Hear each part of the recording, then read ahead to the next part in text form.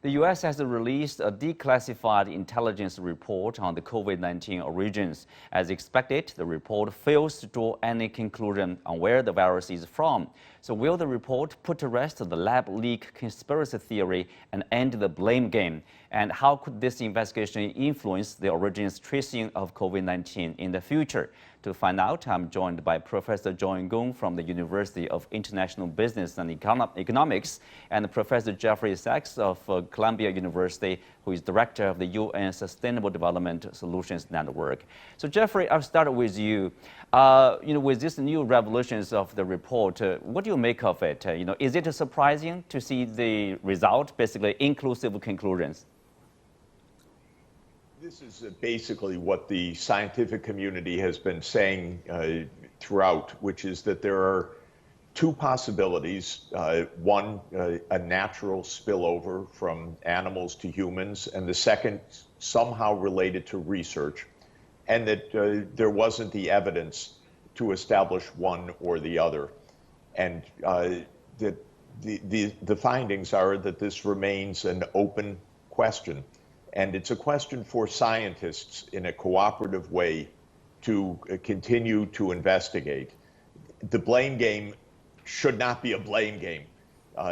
More than a year ago, then President Trump and Secretary of State Pompeo said one said there's enormous evidence that it came from a laboratory. Well, they didn't have enormous evidence. They were pointing fingers.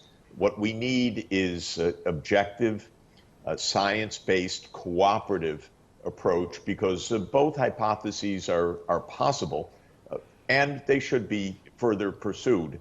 But they should not be pursued in a context of blame. And senior U.S. officials, unfortunately, started this by stating things that were not true. About the enormous evidence, or Trump saying that there was a high degree of confidence it came from the laboratory. Those statements were false, and they set this path to be a blame game rather than a true investigation. Mm-hmm. Well, John Gong, if you look at the way you have a new administration in Washington, President Biden has ordered this 90-day investigation. Basically, it gave me a sense that the U.S. side is trying to seek an answer to the origins of the COVID-19. A quick answer. Basically, we know the scientists will tell us, the origin tracing of Ebola, of AIDS, usually takes years, if not decades. Sometimes you simply cannot get an answer, but that is the science. But now, the way you turn into this intelligence community and to find an answer in 90 days, it gave me they're trying to find a quick answer instead of the scientific answer, but some answer, more like a political answer. Well, we have to first keep in mind this is really not an origin tracing scientific exercise. It's basically an intelligence investigation into specifically whether it came from the Wuhan lab. And this is a lingering issue coming from the Trump administration. Let me be more specific here. I think President Trump, I still remember this that afternoon when President Trump came out and said that it came from that Wuhan lab. And when further pressed by the journalists, he said he has evidence of that. He's not going to talk about it. Remember that moment? Yes. Now, finally, after so many months, the intelligence community finally came back with this answer. Now, if you look at this declassified report carefully, 8 agencies were involved in this. Only one agency, and I think that agency is also behind, that Lawrence Livermore laboratory report, which is the Z division of that laboratory, composed of intelligence people. And I think that person, the authors of that report, belong to that agency that today came out and, a few days ago, came out and saying that in this declassified report that there is a moderate confidence, that's the original word, moderate confidence that it came from the lab due to mishandling of animals or experimentation. So I think there are some conclusions from this report. First of all, it says says very specifically this cannot be a biological weapon development. Second, it is not from genetically engineering exercise. So I think, even if considering the prospect of this one thesis, one the hypothesis that this agency has been insisting on, that it came from the lab through an experiment, this doesn't say anything, I think, regarding the origin of the virus. It doesn't help much, and I think we should really go to a scientific exercise, resort to a scientific exercise manned by people from the medical community, composed of epidemiologists, for example, to investigate the original of this vicious virus, but not through an intelligence exercise. I think this is, basically climbing the wrong tree. Mm-hmm. Well, John, if you look at the way the U.S. Basically relying on the intelligence community to give the answer to the origins of the virus, but if you look at the records of the intelligence community, for example, the latest about the situation in Afghanistan, they said it will take at least 3 months for Taliban to control this whole country. But less than 1 month, Taliban controlled Kabul and basically largely the whole country over there. And if you go further back, there is the Iraq war, basically a complete debacle on the intelligence report with fake evidence. And then that somehow supported an illegal invasion of Iraq. But how can you rely, how can we somehow trust or believe in any report from the intelligence community here? Are you asking me? I'm sorry. Well, John, I vividly remember that moment where. Okay, I vividly remember the moment when Colin Powell, then Secretary of State, went to the United Nations General Assembly and testified using some power to say that's evidence of weapons of mass destruction. I mean, there's a long laundry list of failures on the U.S. intelligence community, leading to wars, leading to destruction, and to the extent I think today, the entire intelligence community is in itself becoming a weapon of mass destruction.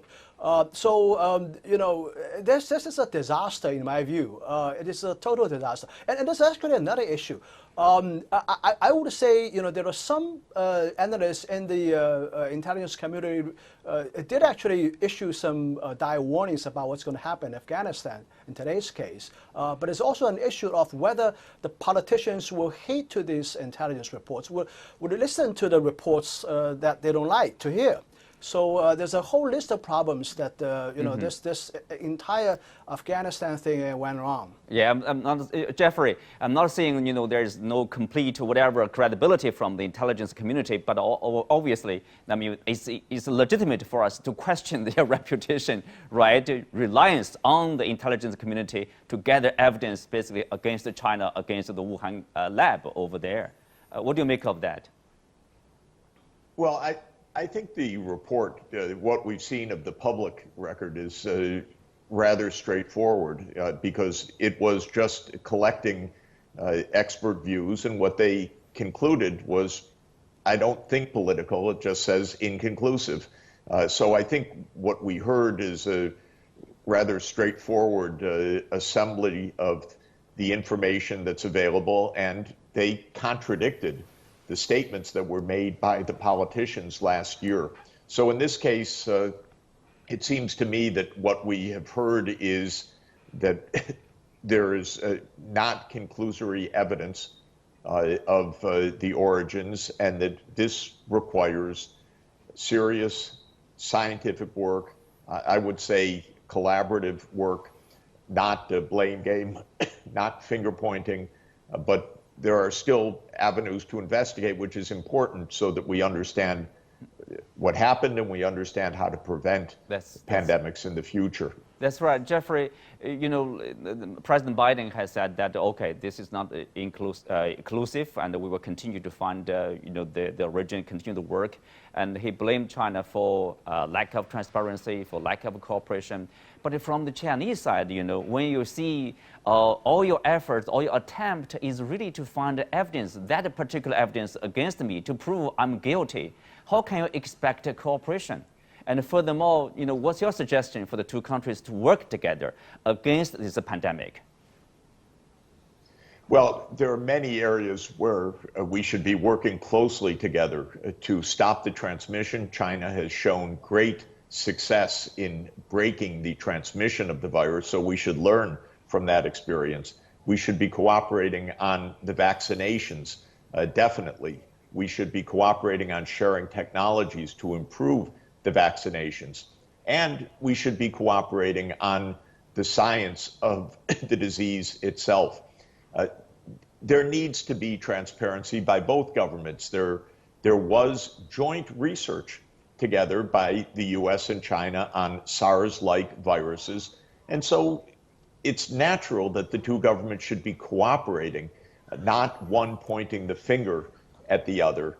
But I would say that it is important that that cooperation really take place, that we lower the temperature of accusations. I think this intelligence report actually helps to do that because it says there isn't any enormous evidence or, as Trump said, a high degree of confidence. They debunked that. So now it's time for serious collaboration and transparency on both sides, because there was a joint program together to study SARS-like viruses. Let's make sure what happened, and let's investigate the natural spillover hypotheses, but do it together without a blame game.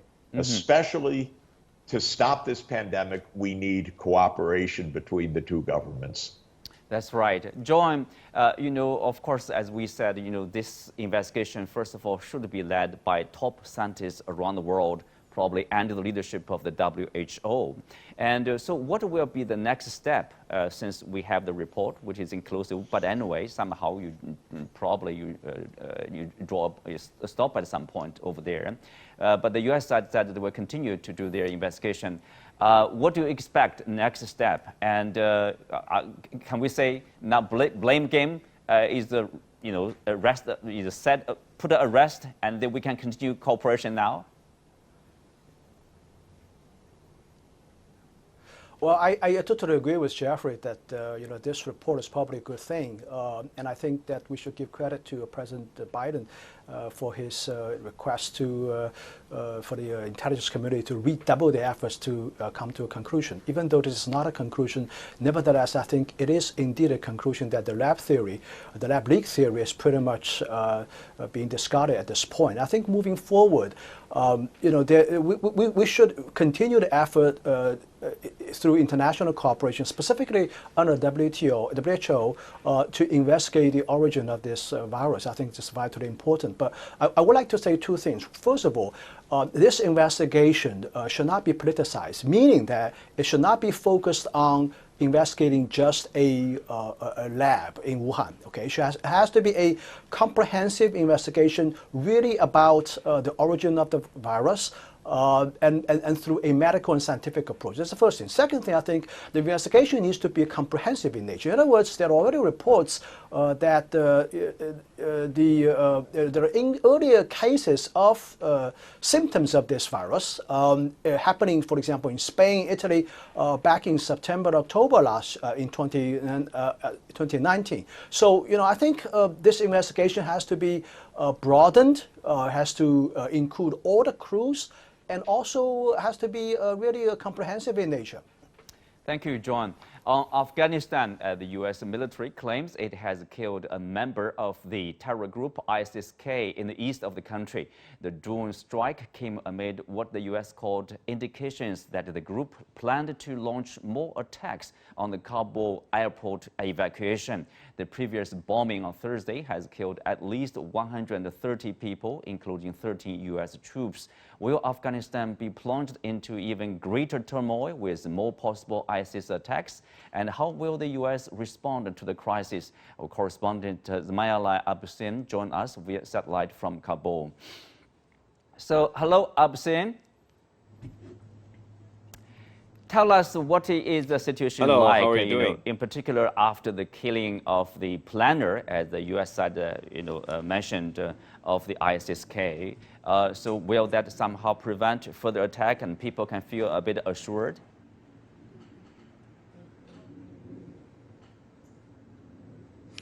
Hello, Chandwa. Thanks for having me. The ISKP, or Islamic State of Khorasan province, which is also related to Iraq and Syria's IS, is operating in Afghanistan since the end of 2014, and this group has met much more chaos in the country and very brutal attacks since that, particularly after 2017. This group got much more anonymous, and it was involved in complex attacks in all over the country, particularly in Kabul.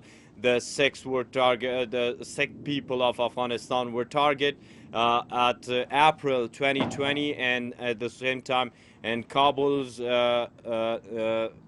northern part, and at the same time, so when we see the western part of Kabul, 6th district, there was a sport club targeted, dozen were killed and injured. Then they attacked on a gathering and made chaos during the gatherings from the Shiite in Afghanistan when they were celebrating Mazari's day, you know. And then they didn't stop, and they were doing their activities in Kabul, and they then went to a hospital in Kabul, which was most brutal attack, and killed multiple pregnant women and nurses in a hospital in the same 6th district in western part of Kabul. So this group has been involved, and the number is not accurate yet. When the Russians had told that there are around 10,000, but previous government of Afghanistan was telling that there are around 3,000. Multiple of their chiefs and their commanders were killed in different attacks by drone attacks by the U.S. And a special operation by the ENDS forces, and sorry, also by the Taliban offensive, particularly in Achin district of eastern Nangarhar province, which was the main hub. Then they fled the area, and it was all evacuated from the existence of this ISKP, and located in Kunar, Laghman, and some other provinces, and also reached to Faryab, Jowzjan, and some central areas. But this remained anonymous, and that's why they are now erupting after the Taliban have already engaged, feeling themselves responsible, and they are doing their efforts to make and establish a government in Afghanistan. Zmayala,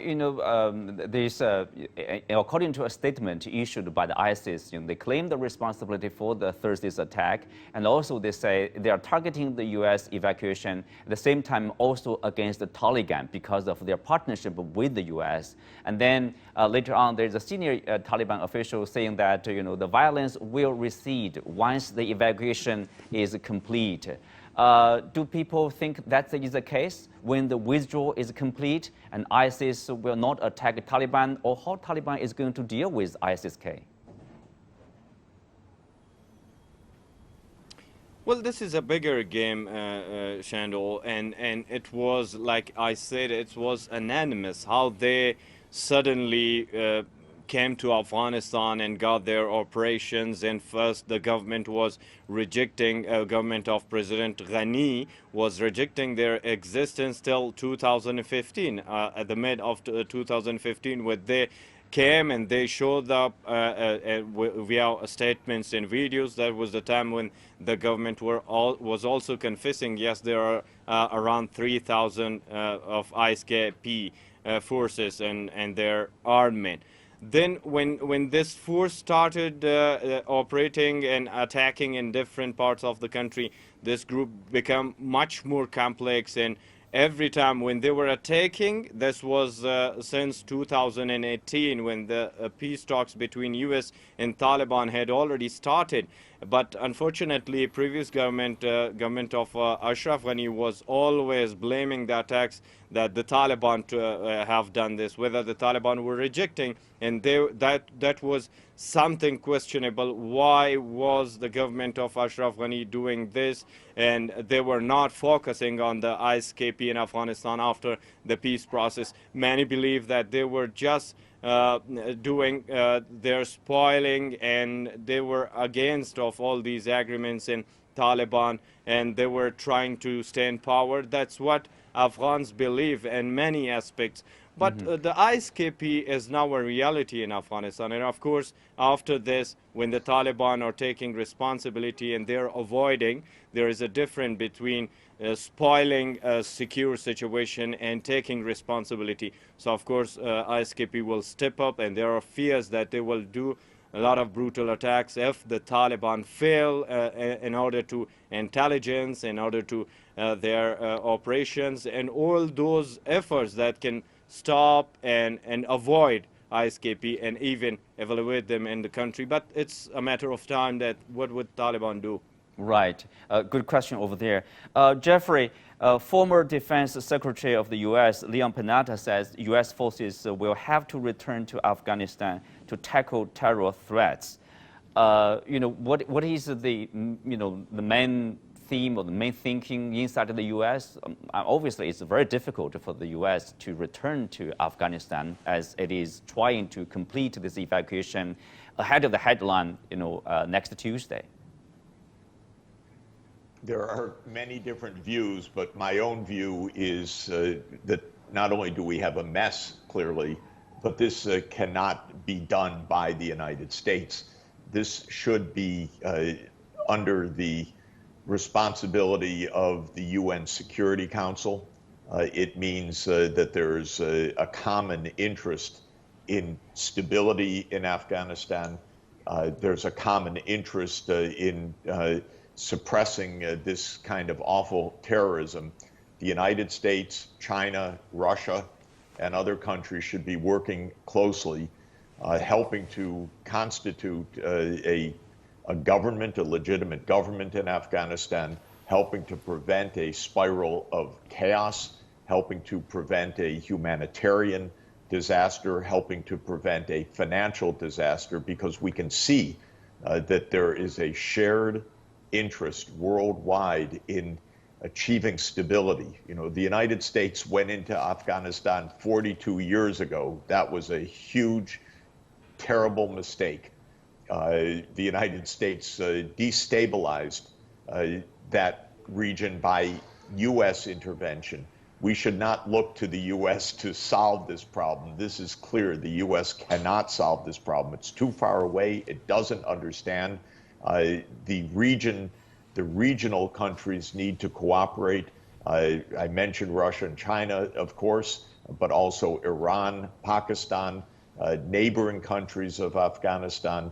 But we should be working together through the United Nations mechanism to support a legitimate government that can provide basic services and suppress this kind of terrorist activity, which is terrible, vicious, cruel, murderous. Right, the key word, cooperation and the UN. Well, let's leave there for now and take a look at this week's Newsmaker.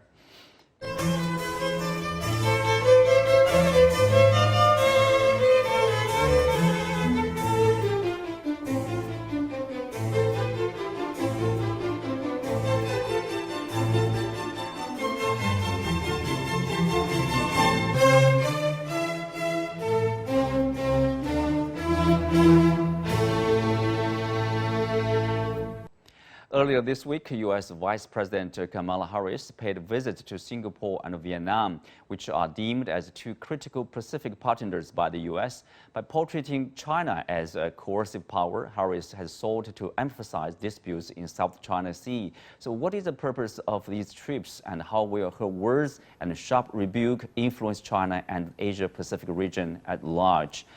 So John, tell us what is the purpose of the Vice President Harris, to Singapore, to Vietnam, and has her achieved her purpose?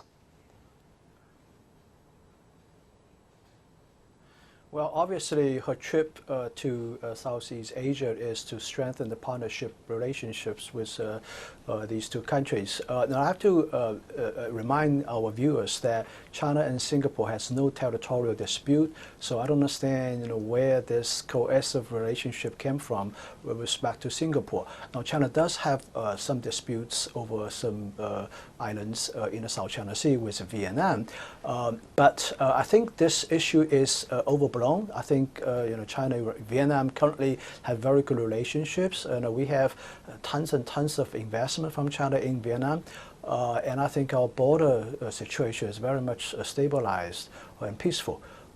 I do want to make a comment on the disputes over the island between China and Philippines. I know there is a tribunal ruling in Hague regarding this, and when Kamala Harris talked about coercive behavior applying to international norms and rules, he's probably talking about that ruling. But I also have to say that the United States government is actually very hypocritical about this issue.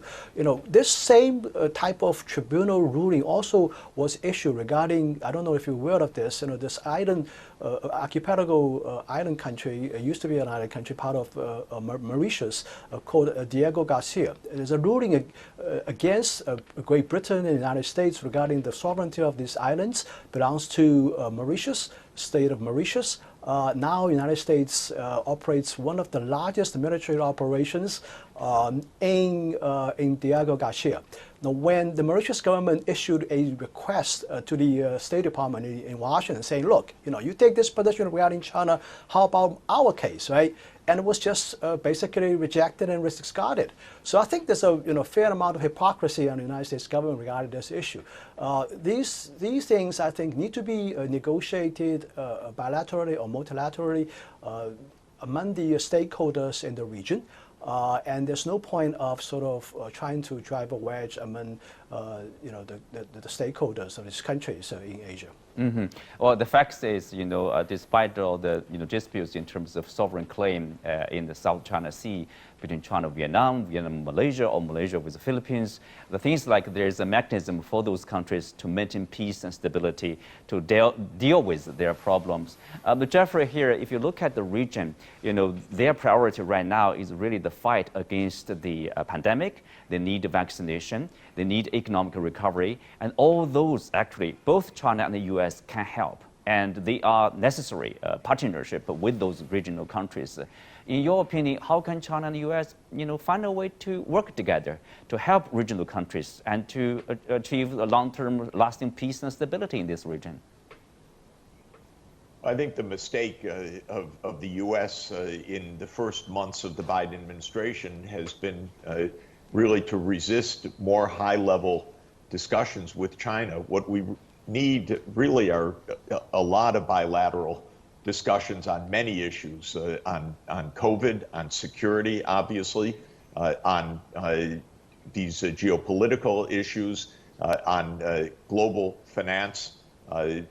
So there's a lot to talk about, and we have not had the proper intensive dialogue that these two major countries really need to be having with each other on a routine basis. There are reports today, which is good, that the two militaries have talked together at a high level over Afghanistan. There are also interesting reports today that the Chinese wanted to discuss Afghanistan with the United States, but were rebuffed in that meeting in Alaska. That's concerning. It shows that there are gains from direct discussion.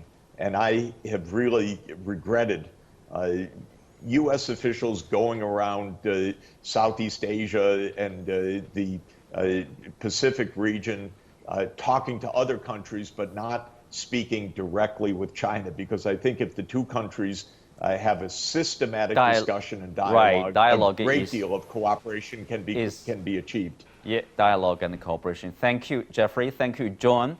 With that, we are coming to the end of today's show. Again, many thanks to our guests. You can also watch us on the CGTN app on YouTube. I'm Xu Jinduo. Thank you for watching. See you next time.